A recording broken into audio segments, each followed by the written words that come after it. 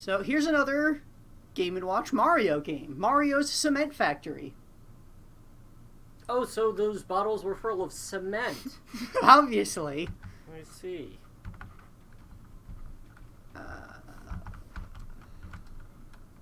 Was the buttons set to... I seem to have lost what the buttons were set to. There's only two. There we go. Well, I suppose an open. So it takes a little bit to kind of start actually doing things, but you have a little time at the start to futz around with the controls. You've got those platforms in the center. The left row moves up, moves down, and the right row moves up. You've got these two sides with cement things happening. You go up to the thing, you hit the lever to drop any cement that's in there. And then you do it again at the lower level to drop it into the truck for delivery and get the points.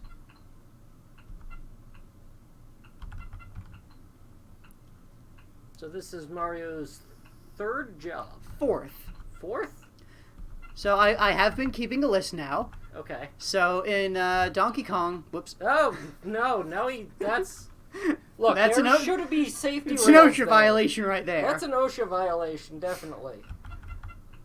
So, yeah, I have been keeping a list. In the original Donkey Kong, Mario was described as being a carpenter.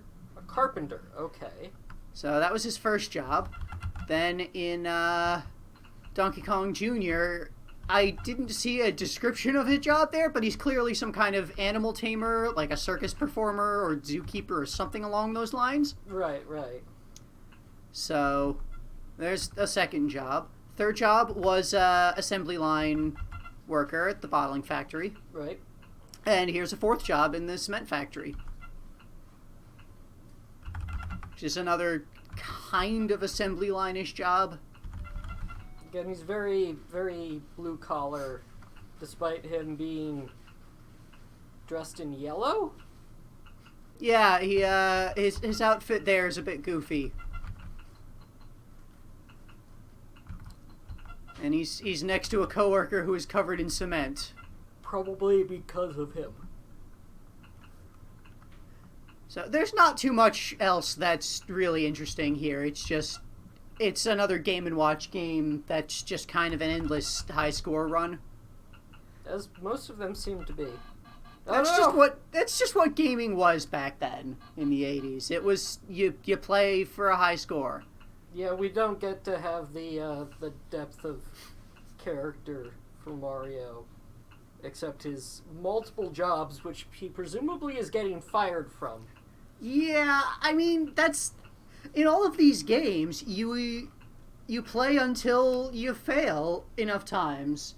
So yeah, clearly Mario just goes until he screws up enough that he gets fired.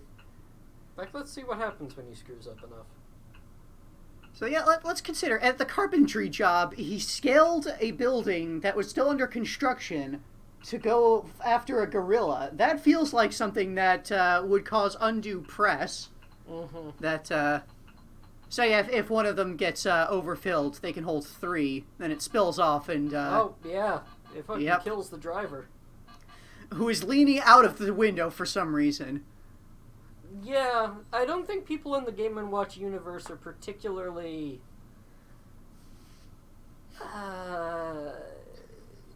smart when it comes to workplace safety.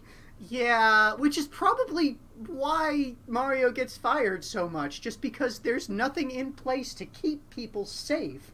Yeah. And it's a high-stress situation going on here. For some reason.